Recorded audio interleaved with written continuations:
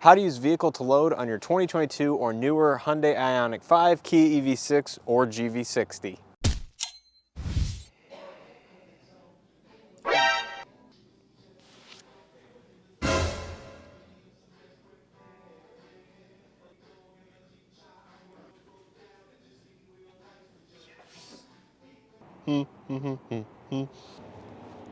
Wait, what are you doing?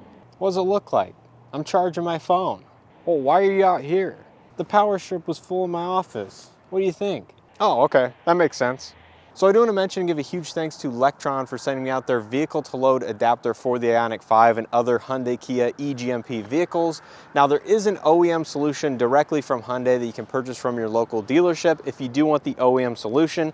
However, it's going to be a little bit more expensive and what I've seen a little bit harder to get in terms of availability. That might be improving as time goes on and Hyundai kind of produces more of those adapters. However, this is a nice solution that comes in a little bit cheaper. So in the box, it's going to be pretty simple. It just comes with the adapter itself in a cardboard box. This particular adapter, as well as the vehicle itself, has a max output of about 15 amps. It turns into a 120 volt standard AC wall outlet that you can plug pretty much any device into as long as it's not pulling too much power from this particular port.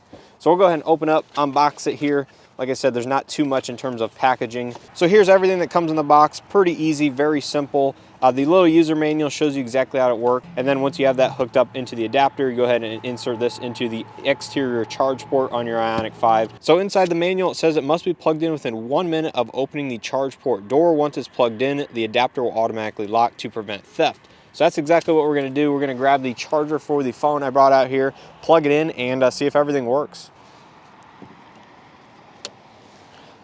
Clicks into place, lower the flap.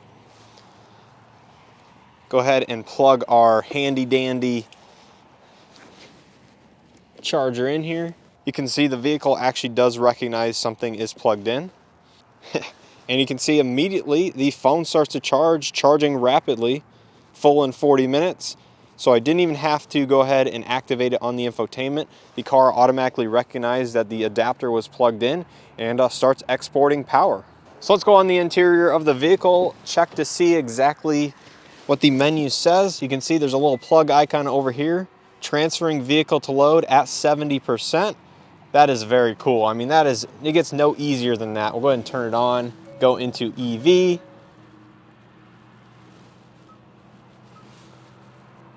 Transferring vehicle to load. So you can see it's such a little load on the system that it doesn't even recognize 0.1 kilowatts. So that's kind of funny, but it is transferring power, charging my phone. So that is very easy to use. You can set the minimum charge percentage that you want to take from the battery in the vehicle. So you can see it's currently set at 20%.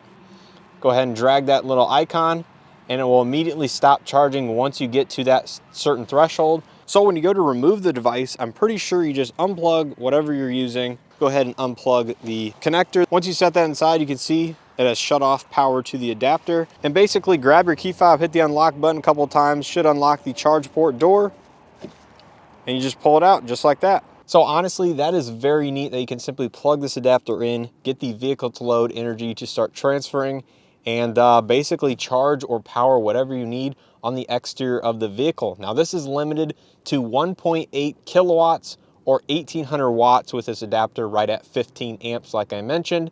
Now if you do get the limited Ioniq 5 or any of the other eGMP platform vehicles with the interior plug underneath the second row seats, you can power two 1800 watt devices at the same time. So if you have the adapter on the outside, that's single 1800 watt, and then you can plug something else 1800 watts here on the inside for a total system output of 3.6 kilowatts or 3,600 watts combined. Now, unfortunately, if you do get the lesser trims of the Ioniq 5 or the other vehicles, you only get the vehicle to load on the exterior charge port via the adapter like I just showed for a total of 1,800 watts. So this is good in emergency situations where you might need to power a refrigerator, a couple small appliances, lights inside of your home, anything like that in case of a power outage or just a mobile power situation where you just need a little bit of power, not a ton.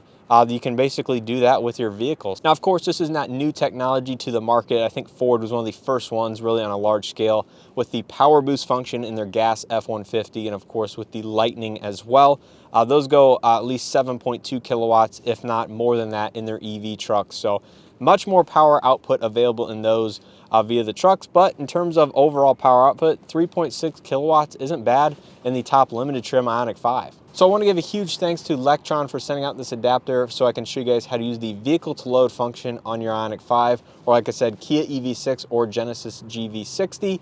If you guys enjoyed this video or found it helpful, hit that like button as always. If you're interested in purchasing this adapter for yourself, there'll be a link down in the description below so you guys can purchase this and also check it out for yourself.